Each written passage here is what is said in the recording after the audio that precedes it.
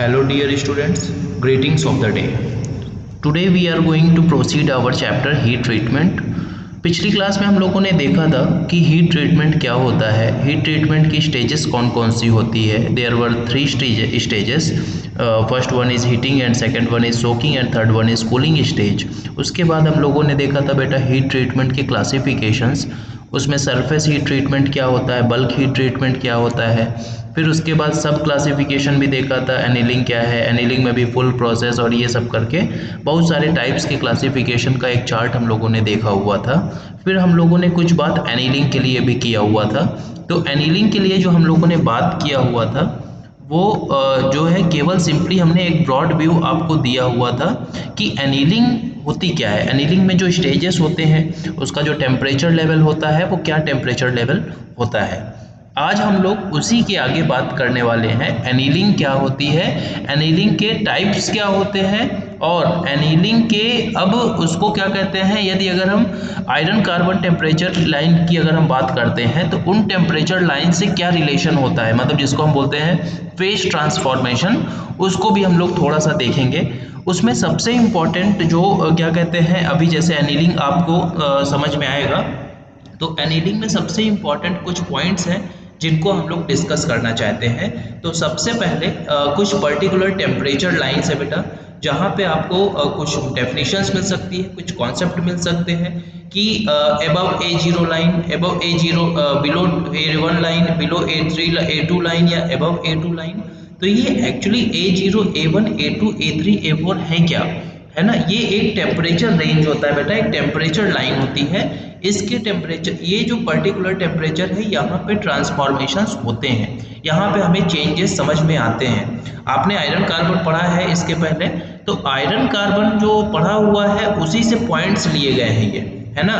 जैसे ये 210 degree, 727 degree Celsius, 768, 910, 1394, ये एग्जैक्ट नहीं है. कहीं आप किसी बुक में आपको 212 भी मिल सकता है, 208 भी मिल सकता है, 207 भी मिल सकता है. तो 10-5 डिग्री आगे पीछे आप इसको कंसिडर कर सकते हैं. जैसे 727 है, बहुत सारे बुक्स में 723 डिग्री सेल्सियस दिया हुआ है.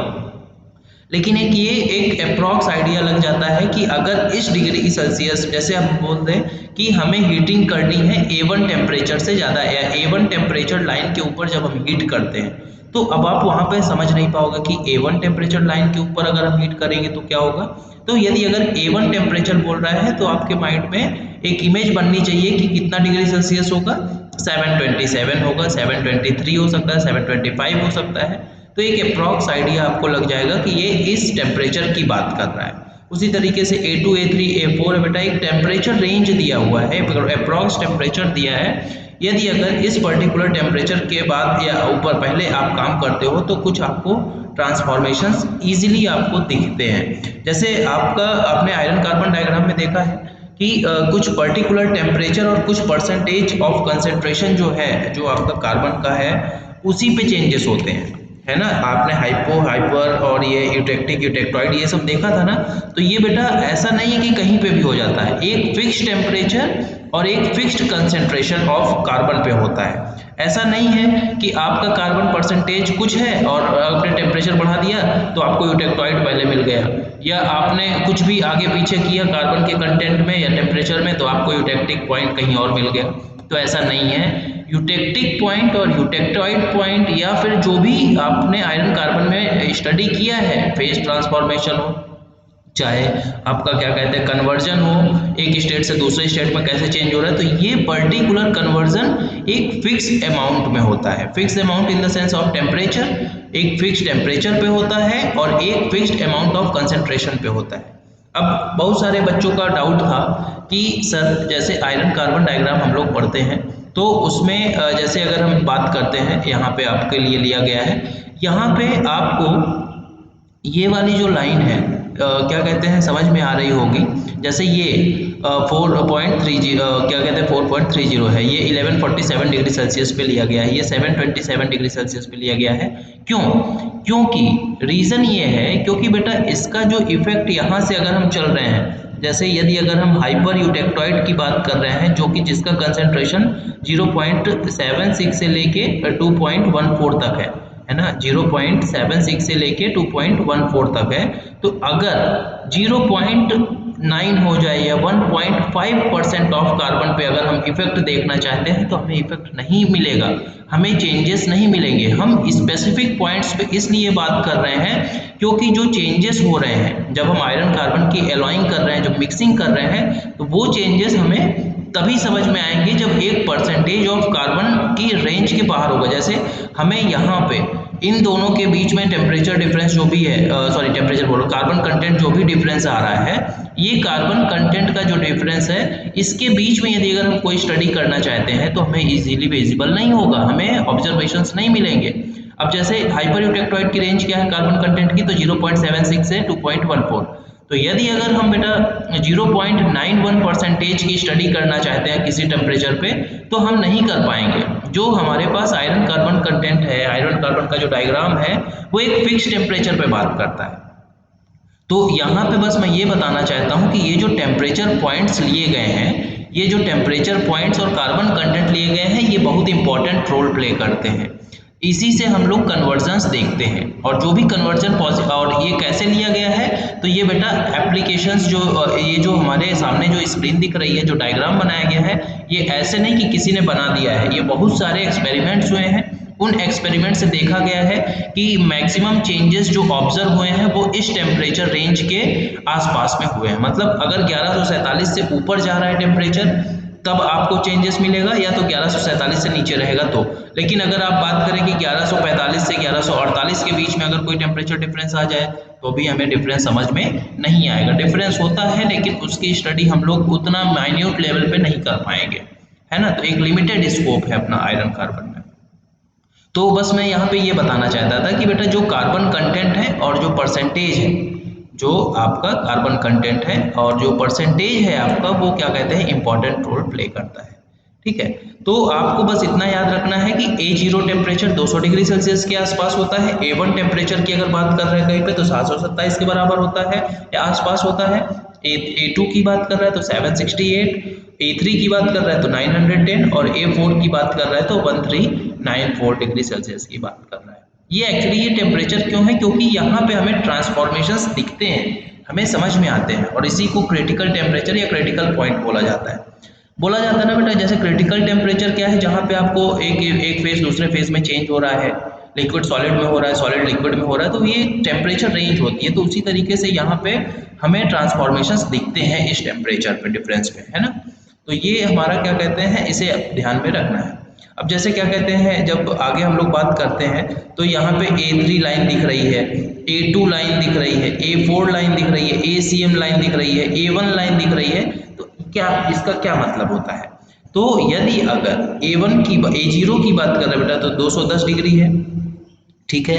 A1 की अगर बात कर रहा है तो 727 डिग्री सेल्सियस है। ये देखिए आपको 727 वाली रेड लाइन दिख रही है आपको, नहीं है ये जो 727 वाली है, ये कौन सी लाइन है बेटा, A1 लाइन है। ACM लाइन ये है, ये यहाँ से लेके क्या कहते हैं आपका यहाँ तक जा रहा है, जो कि करीब अराउंड 1147 डिग्री सेल्सियस है।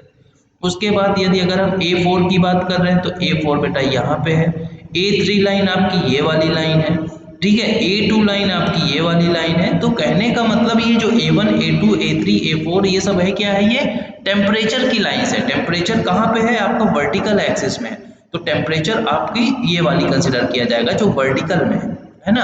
तो ये A1, A2, A3, A4 से आपको कंफ्यूज नहीं होना है।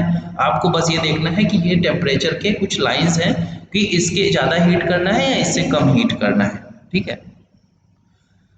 उसके बाद हम लोग एनीलिंग में बात कर रहे थे। तो एनीलिंग में बहुत सारे टाइप्स होते हैं, complete annealing, process annealing, stress relief, spheroidizing, isothermal diffusion, incomplete normalization. लेकिन हमारे सिलेबस में बेटा लिमिटेड 2 ही टाइप दिया हुआ है, एक दिया है आपका स्पेरोडाइजिंग एनीलिंग और दूसरा दिया है नॉर्मलाइजेशन।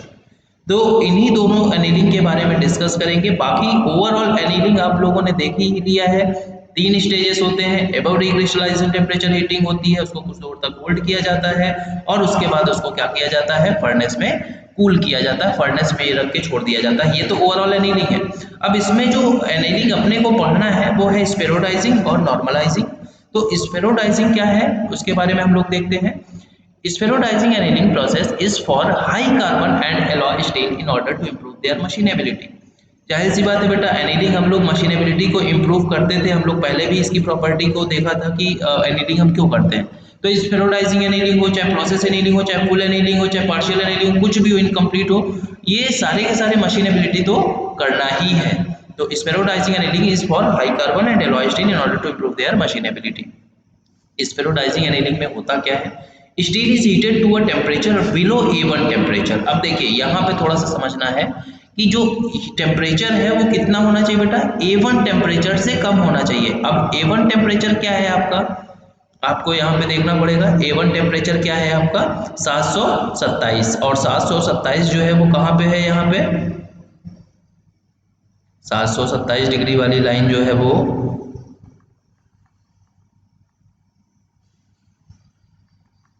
727, ये देखिए ये 727 वाली जो क्या कहते हैं ये लाइन है, ये यहाँ से इससे नीचे आपको क्या कहते हैं, इस लेवल से आपको नीचे हीट करना है। तो स्फेरोडाइजिंग में स्टील को हीट किया जाता है A1 टेम्परेचर से, उसके बाद उसी टेम्परेचर पर थोड़ी देर के लिए रखा जाता है, फॉलोड बाय स्लो कूलिंग।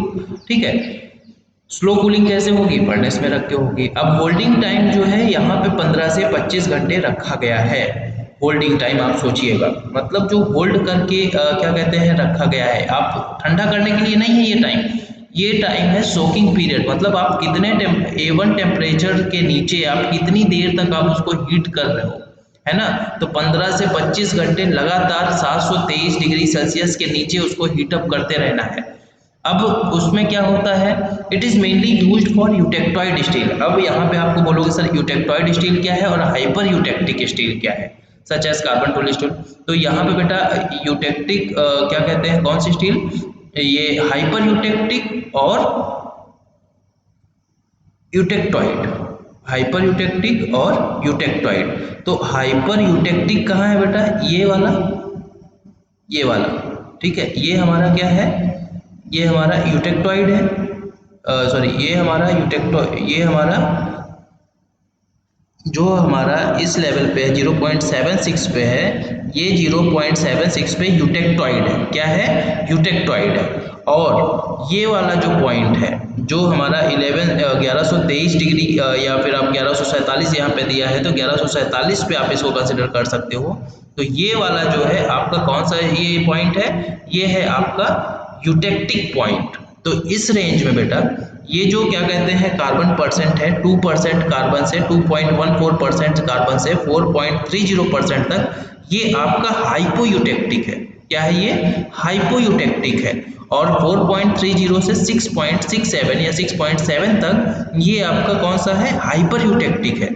तो हाइपो और हाइपर, हाइपो क्या है 2.14% से 4.30 तक, और 4.30 से 6.67% कार्बन तक आपका क्या है, हाइपर है। उसी तरीके से यूटेक्टिक पॉइंट ये है। अब यूटेक्टिक में यूटेक्टॉइड, हाइपो यूटेक्टॉइड आपका परसेंटेज कितना होगा 0.76% तक, और 0.76 से लेके 2.14 तक आपका क्या हो जाएगा, हाइपर यूटेक्टॉइड हो जाएगा। तो यहाँ पे जो बात कर रहा है वो यूटेक्टॉइड स्टील की बात कर रहा है, यानी कि ये पूरे स्टील, और hyper eutectic steel, hyper in the sense कि आपका पूरा का पूरा ये पूरा कवर कर रहा है, इससे ज्यादा रेंज उसकी नहीं है। तो it is mainly used for eutectoid steel and hyper eutectic steel such as carbon tool steel, alloy tool steel, bearing steel etcetera. This process improves the internal structure of the steel. अब ये क्या करता है, annealing internal structure, micro structure level पे ये काम करता है।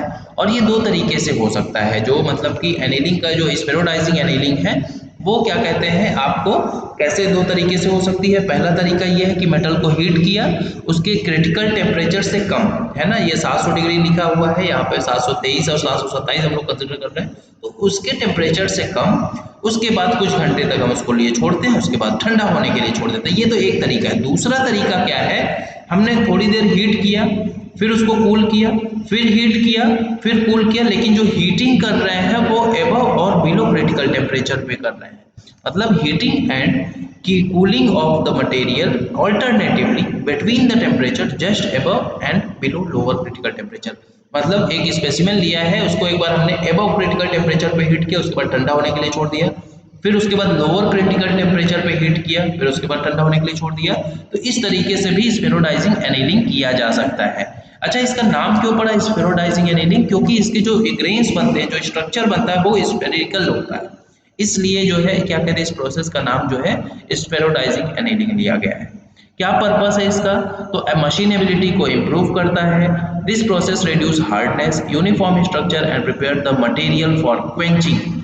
अब बोलोगे सर क्वेंचिंग क्या होती है? तो क्वेंचिंग कुछ नहीं होता बेटा, क्वेंचिंग होता है आप उसको उसमें मशीनेबिलिटी को इंक्रीज कर पाओ। क्वेंचिंग एक तरीके से आप बोल सकते हो ठंडा करने का प्रोसेस होता है, एक तरीके से उसे हार्डन करने का प्रोसेस होता है, ठीक है। तो या एक तरीके से आप बोल सकते हो, मतलब क्वेंचिंग करने का मतलब है क्या कि कूलिंग स्टेज पे पहुंचाना उसको, है ना। और हम अगर कूलिंग कोई करते हैं तो क्या होता है उसमें उसकी प्रॉपर्टीज जो है वो रिवर्स हो जाती है, या उसकी प्रॉपर्टीज जो है वो चेंज होने लगती है। तो अपना कहने का मतलब है कि जो एनीलिंग हो रहा है यहाँ पे यूनिफॉर्म स्ट्रक्चर वगैरह ये सब गेन करके वो अपने लास्ट स्टेज पे, क्वेंचिंग का मतलब एक तरीके से फिनिशिंग भी आप बोल सकते हो कि जो फिनिशिंग स्टेज है वहां पे पहुंचने के लिए वो तैयार करता है।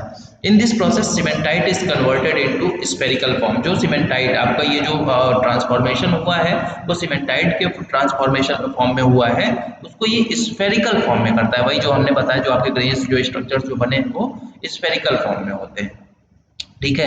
तो अपने को स्फेरोडाइजिंग एनीलिंग में बेटा दो चीजें याद रखनी है कि जो इसकी हीटिंग होती है स्फेरोडाइजिंग की, वो A1 टेम्परेचर से कम होती है, हमेशा ध्यान रखिएगा। A1 टेम्परेचर से कम होती है, उसको 15 से 25 घंटे के लिए करीब छोड़ा जाता है। अब ये 15 से 25 घंटे एग्जैक्ट नहीं है, ये डिपेंड करता है हमारी थिकनेस पे, जो स्पेसिमेन है, जो वर्कपीस है उसकी थिकनेस पे करता है। उसके बाद हम उसको स्लो कूलिंग के लिए छोड़ देते हैं, यानी फर्नेस में उसको छोड़ देते हैं।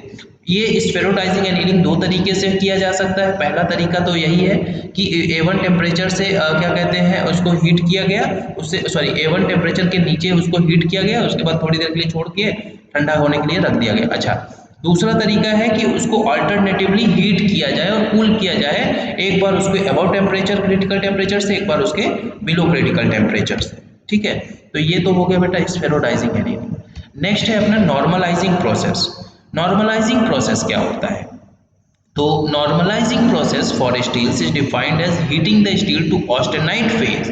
अब ऑस्टेनाइट फेज आप लोगों ने देखा हुआ है ऑलरेडी, है ना। ऑस्टेनाइट फेज क्या होता है? तो ऑस्टेनाइट फेज जो है इसको क्या कहते हैं, हीट किया जाता है और कूल किया जाता है। आप अगर सेकेंड यूनिट अच्छे से पढ़े हो तो आपको पता होना चाहिए ऑस्टेनाइट फेज कब होता है, किस टेम्परेचर पे फॉर्म होता है, and cooling it in the air. तो ऑस्टेनाइट फेज जो है वो आपका क्या कहते हैं, हीट किया जाता है और उसके बाद उसे ठंडा किया जाता है। कहाँ पे? ये इंपॉर्टेंट है बेटा, कूलिंग हम कहाँ पे कर रहे हैं? कूलिंग हम एयर में कर रहे हैं। अभी तक जो हम लोग फर्नेस में कर रहे थे, अभी हम लोग क्या कर रहे हैं, एयर में कर रहे हैं। तो यहाँ पे जो नॉर्मलाइजिंग है वो उसकी कूलिंग एयर में की जा रही है।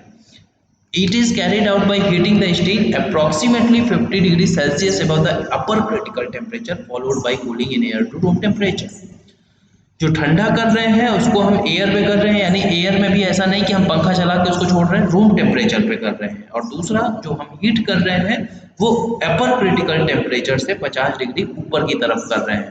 तो इसका जो 727 डिग्री सेल्सियस है उसमें अगर हम 50 जोड़ देते हैं तो ये अप्रॉक्स 800 से 950 के आसपास में आता है, जो भी आपने रेंज ले रखा है। तो उस तरीके से ये जो है 810 से 930 डिग्री सेल्सियस पे हीट किया जाता है उसको। जब ये सोकिंग स्टेज पे पहुंचता है तो क्या करते हैं, after reaching the soaking temperature the steel is held at that temperature for soaking. करते ही आए हैं, जब हमें इस टेम्परेचर पे हीट करना स्टार्ट करते हैं तो उसको कंटिन्यूअस हीटिंग देते हैं। अब सोकिंग टाइम जो है वो डिपेंड करता है thickness of workpiece and the steel composition, आपका कितना कार्बन कंटेंट है और उसकी कितनी थिकनेस है। Higher temperature and longer soaking times are required to alloy steels and larger cross section. अगर किसी का क्रॉस सेक्शन ज्यादा है, उसी की थिकनेस ज्यादा है और उसमें एलॉइंग ज्यादा हुई है, कार्बन कंटेंट ज्यादा है, तो उसमें डेफिनेटली बेटा आपका टेम्परेचर ज्यादा यूज होगा। मतलब इसकी जो अपर रेंज है हम 930 मान लें या 940 मान लें या 928 मान लें, जो भी इसका अपर रेंज है उसकी हम एक्सपेक्टेशन यहाँ पे करते हैं।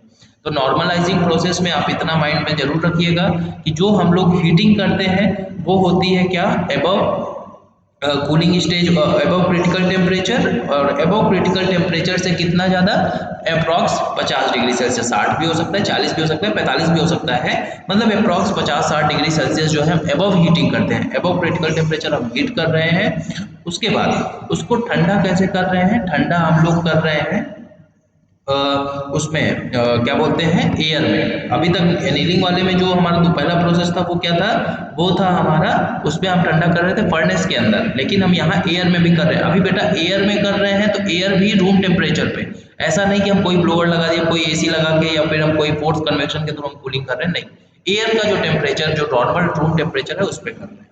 ठीक है, तो ये प्रोसेस है हमारा नॉर्मलाइजिंग प्रोसेस। अब ये नॉर्मलाइजिंग प्रोसेस में ये मैं समझाने की कोशिश किया हूँ आपको, ये आपका आयरन कार्बन डायग्राम का एक मतलब एक सेक्शन लिया गया है केवल, इसमें आपको कार्बन कंटेंट 0.3, 0.6, 0.9, 1.2 इस तरह से दिखाया गया है, और ये हमारा टेम्परेचर रेंज है। तो ये जो हमारी AC3 लाइन है, AC1 लाइन, ACM, और ये जो हमारी ये जो लाइनें हैं ना, यही केवल आपको दिखाने के लिए है कि कैसे कैसे इनकी जो नोटिफिकेशंस यहाँ पे आपको दिखी थी वो क्या है ना। ये जैसे यहाँ पे भी आपको दिख रहा होगा ACM, A4, A3, A2, A1, ये जो लाइनें दिख रही हैं ये क्या है, ये जो है आपका, ये यहाँ पे AC3, AC1 जो है ये केवल इसलिए है क्योंकि आपको वहाँ पे टेम्परेचर नहीं लिख के वो टेम्परेचर लाइन को इंडिकेट कर रहा है। अच्छा, इसके पीछे रीज़न भी है, जैसे यदि अगर वो AC1 लाइन दिख रहा है तो कुछ बुक्स ने फॉलो किया है 923, 935, 936, सबका अलग अलग है। तो अगर वो 923 लिख देंगे तो कोई बोलेगा सर आपने 935 यहाँ लिखा, ये कैसे किया। तो एक उन्होंने एक जनरल लाइन, एक ट्रेंड दिया है, ये वाली जो लाइन होगी वो हमारी ये होगी, ये वाली जो लाइन होगी उसका टेम्परेचर रेंज ये होगा। तो इसलिए यहाँ पे उन्होंने ए और AC और ये क्या कहते हैं उस तरीके से यहाँ पे डिनोशन दिया हुआ है। ठीक है, तो इसमें क्या कहते हैं, ये हो गया। उसके बाद फिर हम लोग कहाँ पे थे, हाँ, सोकिंग पीरियड फॉर नॉर्मलाइजिंग। अब नॉर्मलाइजिंग के लिए सोकिंग पीरियड क्या होता है, वो करीब 25 mm थिकनेस के लिए 1 घंटा था, ये पहले भी हम लोगों ने डिस्कस किया है, लेकिन 2 घंटे से ज़्यादा जो है कम नहीं होना चाहिए soaking temperature. Soaking periods for normalizing are usually 1 hour per 25 mm of thickness of workpiece, but not less than 2 hours at soaking temperature. Soaking temperature जो है 2 घंटे से कम नहीं होना चाहिए। अगर आपको फेज ट्रांसफॉर्मेशन चाहिए, आपको वो इफेक्ट चाहिए, तो आपको एटलीस्ट 2 घंटे तो चाहिए ही चाहिए। The mass of the workpiece can have a significant influence on the cooling rate and thus on the resulting microstructure. ठीक है, वर्क पीस का जो मास होता है, वर्क पीस का जो थिकनेस होता है, ये दोनों के दोनों कूलिंग रेट पे इन्फ्लुएंस होते हैं भाई। कूलिंग रेट अगर कोई जो है ज़्यादा मोटा होगा, कोई ज़्यादा थिकनेस होगी जिसकी विड्थ, तो जाहिर सी बात है उसमें कूलिंग रेट इफेक्ट करेगा। अगर कोई पतला है तो वो जल्दी हो जाएगा, कोई देर है तो मोटा है तो बहुत टाइम लगेगा। तो वही कह रहा है, और जैसे जैसे टाइम लगेगा वो उसके माइक्रो स्ट्रक्चर पे भी वो फैक्ट करेगा, है ना। तो thin workpiece cool faster and has are harder after normalising than the thicker workpiece. तो सही बात है, थिन वर्कपीस जो होती है वो ठंडी जल्दी होती है, इसलिए जो है वो ज़्यादा जल्दी हार्ड हो जाती है normalising than the thicker workpiece. Thicker piece ज़्यादा टाइम लेती है, स्लो कूलिंग होती है, स्लो कूलिंग होती है तो कम हार्डर होती है, लेकिन थिनर वाली क्या होती है, जल्दी फास्ट होती है, इसलिए जल्दी हार्डर होती है। बस यहाँ पे ये चीज़ कहलाने का मतलब है। आपने पढ़ा होगा कूलिंग वाला स्टेज, तो आपको ये समझ में आ जाएगा, कोई चीज़ जल्दी ठंडा हो रही है तो ज़्यादा हार्डर होगी, कोई चीज़ टाइम लेके ठंडा हो रही है तो कम हार्डर होगी, है ना। Low carbon steels normally do not need normalising. भाई जिसके पास कार्बन कंटेंट ही कम है, भाई कार्बन ही तो है जो क्या कहते हैं उसको स्ट्रेंथ देता है, एक तो मजबूती देता है। जैसे अगर आप सोने का ऑर्नामेंट पहनते हो कुछ, तो बेटा आयरन में यदि गोल्ड में यदि अगर हम तांबा ना मिलाएं, जैसे सोनार तांबा मिलाते हैं, तो तांबा अगर ना मिलाएं वो, तो क्या होगा, उसकी स्ट्रेंथ नहीं बढ़ेगी, तो वो एकदम सॉफ्ट सॉफ्ट होगा। तो उसी तरीके से जो अभी प्योर आयरन है वो एकदम सॉफ्ट है, लेकिन जैसे जैसे हम लोग कार्बन मिलाते हैं तो उसकी क्या होती है, उसकी जो प्रॉपर्टीज है वो चेंज होती है। तो अगर उसमें कार्बन ही नहीं है या लो कार्बन स्टील है तो उसके लिए नॉर्मलाइजिंग करने की जरूरत नहीं पड़ती है। However, there are no harmful effects if these steels are normalized. अगर उनको नॉर्मलाइजिंग हमने कर भी दिया तो भी कोई उसका कोई इफेक्ट नहीं पड़ता है, तो हम क्यों करेंगे, हम क्यों टाइम वेस्ट करें, पैसा वेस्ट करें। In case of castings having uniform wall thickness and section sizes are usually annealed rather than normalized. जो कास्टिंग्स वगैरह करते हैं उसमें हम लोग जनरली एनीलिंग करते हैं, ना कि नॉर्मलाइजिंग करते हैं। एनीलिंग करने का मतलब उसको फर्नेस कूलिंग करते हैं और उसका जो टेम्परेचर होता है वो एबव क्रिस्टलाइजेशन टेम्परेचर होता है, एबव क्रिटिकल पॉइंट होता है, एबव 700 बोल सकते हो आप, एबव 723 बोल सकते हो। तो वहां पे हम लोग एनीलिंग करना प्रेफर करते हैं। क्यों करते हैं वो भी मैं बता रहा हूँ। Other types of casting specially with complex shapes are interconnected thin and thick sections which are prone to high level of residual stress are benefited by normalizing। Annealing और नॉर्मलाइजिंग में जहाँ पे रेसिडुअल स्ट्रेसेस जो develop हो रहे हैं, जितना ज़्यादा कॉम्प्लेक्स शेप होगा और जितना ज़्यादा सिंपल शेप होगा उसमें स्ट्रेस डेवलप होने के चांसेस जितना जितना कॉम्प्लेक्सिटी बढ़ेगी उसमें ज़्यादा होते हैं। तो रेसिडुअल स्ट्रेस यदि अगर आपका बढ़ रहा है कॉम्प्लेक्सिटी शेप के कारण से, तो उसमें आपको नॉर्मलाइजिंग करने से फायदा है ना। लेकिन यदि अगर आपका क्या कहते हैं सिंपल शेप है, उसमें क्या कहते हैं नॉर्मलाइजिंग की ज़्यादा जरूरत नहीं पड़ रही, तो हम एनीलिंग से काम चला लेंगे। तो इस तरीके से है ना। नॉर्मलाइजिंग आपको वहां पे करना होता है जहां पे रेसिडुअल स्ट्रेसेस ज़्यादा डेवलप होने के चांसेस होते हैं। The microstructures obtained by normalizing depends on the composition of castings and cooling rates। ठीक है, माइक्रोस्ट्रक्चर्स जो डेवलप होते हैं, जैसे हम लोगों ने हमेशा बात किया है कि जो माइक्रोस्ट्रक्चर्स होते हैं वो कूलिंग इफेक्ट पे, कूलिंग रेट पे जो है और कंपोजिशन पे वो डिपेंडेंट होते हैं। Normalising process of steel differ from the annealing process. अब नॉर्मलाइजिंग और एनीलिंग जो अभी आप लोगों ने देखा, इन दोनों में क्या बेसिक है डिफरेंस है। तो बेटा एक तो टेम्परेचर है, एक उसमें कम कर रहा है, एक उसमें ज़्यादा कर रहा है, और उसमें कूलिंग रेट, एक की स्लो कूलिंग है, एक की उसके कंपैरेटिवली थोड़ा सा फास्ट है ना। जो फर्नेस में रख रहे हो उसमें थोड़ा टाइम ज़्यादा लगेगा, जो आप क्या कहते हैं उसमें कर रहे हो एयर में कर रहे हो उसमें थोड़ा सा आपका टाइम कम लगेगा। तो थोड़ा सा यही डिफरेंस है। In case of normalizing, the steel is heated to higher temperature and then removed from the furnace for air cooling, है ना।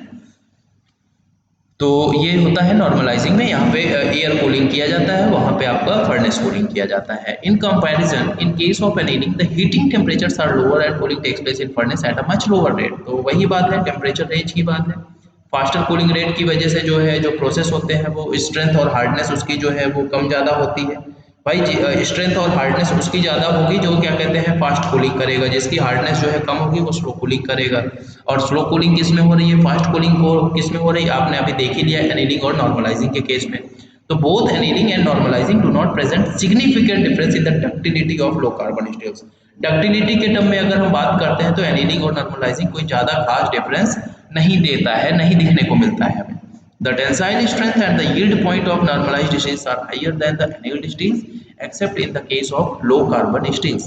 इसका मतलब ये है बेटा कि जैसे टेंसाइल स्ट्रेंथ वगैरह है या यील्ड पॉइंट जहाँ पे आपकी प्लास्टिसिटी आपकी इलास्टिसिटी खत्म होकर आपकी जो प्लास्टिक रीजन आ जाता है, तो टेंसाइल स्ट्रेंथ और जो यील्ड पॉइंट है नॉर्मलाइज्ड स्टील जो आपने स्टील को बनाया हुआ है वो एनील्ड स्टील का, यदि अगर आप दोनों टेंसाइल स्ट्रेंथ और यील्ड पॉइंट आप कंपेयर करोगे तो कहीं ना कहीं आपको ज़्यादा मिलेगा।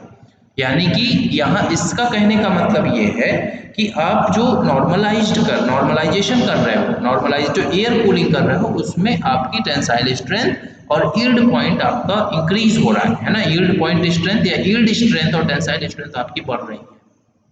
टेंसाइल स्ट्रेंथ बढ़ने का मतलब क्या है कि उसकी एक तरीके से जो हार्डनेस है वो बढ़ रही है ना। डक्टिलिटी प्रॉपर्टी भी कुछ थोड़ा सा क्या कहते हैं एक तरीके से देखा जाए तो उसमें एनहेंसमेंट हो रहा है। तो यहाँ पे ये बताने की कोशिश किया हुआ है। तो ये था हमारा एनीलिंग और नॉर्मलाइजिंग के केस में बेटा, ये हम लोगों ने एनीलिंग और नॉर्मलाइजिंग के बारे में देखा है। इससे पहले क्या कहते हैं मैं थोड़ा सा अभी और इसको और डेप्थ में जाऊंगा। अभी तो केवल जस्ट स्टार्ट किया है और एज पर सिलेबस हम लोग चलते भी जा रहे हैं। ऐसा भी नहीं है कि हम लोग बहुत कुछ एक्स्ट्रा कर रहे हैं, कुछ भी एक्स्ट्रा नहीं है, हम लोग पूरा सिलेबस पे है। एनीलिंग नॉर्मलाइजिंग जितना आता है, जितना पूछा गया है, जो हमारे काम की चीज़ें हैं केवल उनको ही कंसिडर किया है। यदि अगर हम एनीलिंग और नॉर्मलाइजिंग को अगर हम डेप्थ में समझाने जाएंगे तो बेटा पहले हमें फिर से पूरा सेकंड चैप्टर जो कि ऑस्टेनाइट, सीमेंटाइट, लेड, ये सब पूरा का पूरा ट्रांसफॉर्मेशन पढ़ाना पड़ेगा और उसके बाद फिर से हमें एक एक प्रोसेस को देखना पड़ेगा। हर प्रोसेस का अलग अलग टेम्परेचर रेंज है, हर प्रोसेस का अलग अलग क्या कहते हैं कूलिंग सोकिंग पीरियड है ना। तो हमें अपने काम की चीज़ देखनी है कि स्पेरोडाइजिंग एनीलिंग क्या है, नॉर्मलाइजेशन क्या है, दोनों में बस इतना डिफरेंस है, फर्नेस कूलिंग और आपका क्या कहते हैं एयर कूलिंग, और दूसरा जो है टेम्परेचर की रेंज। ठीक है, एक में बिलो एक में अबव। तो ये जो है इस तरह से है, इतना हम लोगों ने देख लिया है। बाकी इसमें हम लोग इसको स्टडी अभी करना है। फेज ट्रांसफॉर्मेशन आपको पढ़ाऊंगा मैं फिर से। आपने भले ही सेकंड चैप्टर में पढ़ लिया है, लेकिन फेज ट्रांसफॉर्मेशन थर्ड यूनिट में है, तो थर्ड यूनिट में भी पढ़ाएंगे आपको, है ना। तो फेज ट्रांसफॉर्मेशन आपको करवा देंगे, तो वहां से फिर आपको चीजें थोड़ा सा और ज्यादा समझ में आने लगेगी कि एक्चुअली हो क्या रहा है ना। तो फेज ट्रांसफॉर्मेशन जो है शायद अपनी नेक्स्ट क्लास में ही हम लोग स्टार्ट करें, क्योंकि फेज ट्रांसफॉर्मेशन अगर आप नहीं समझोगे तो फिर कुछ चीज़ें जो है वो आपको नहीं समझ में आएगी। तो हम लोग अपने नेक्स्ट वीडियो में जो है फेज ट्रांसफॉर्मेशन की भी स्टडी करेंगे। ठीक है, आज की क्लास में इतना ही। Thank you.